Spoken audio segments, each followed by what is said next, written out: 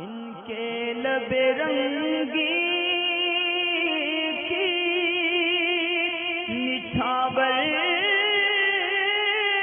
थी कि जिसने। सिराज भाई का सवाल है ऑस्ट्रेलिया से। इन्होंने पूछा कि जानवर हलाल कब होता है और कब हराम होता है, क्योंकि यहाँ जो है ना मशीन वगैरह के ज़रिए से ज़िबा किया जाता है और कलमा वगैरह नहीं पढ़ा जाता। और शायद इनका सवाल इसलिए होगा कि वो रगे जो है ना काटने के ताल्लुक़ से लोगों में गुमान होता है कि इतनी नसें या गले की जो 4 रगें हैं वो कट जाएंगी तो बस जानवर हलाल हो जाएगा, उस पर कुछ पढ़ा जाए या ना पढ़ा जाए। असल में ये गलत फहमी है।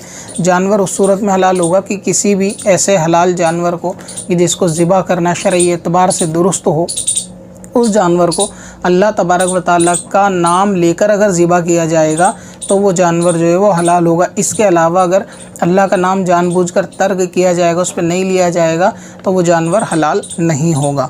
अब नाम के छोड़ देने की बहुत सारे मसाइल जो है ना हो सकते हैं, लेकिन वो कुर्बानी के आप देख लें प्लेलिस्ट में, शायद आपको कुर्बानी की प्लेलिस्ट चैनल पर बनी है तो उसके अंदर आपको मिल जाएंगे।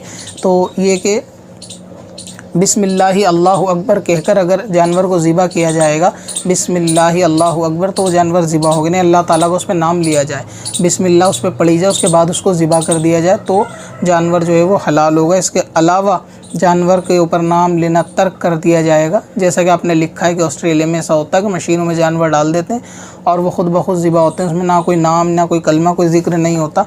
तो इस सूरत में फिर वो जानवर हलाल नहीं होगा।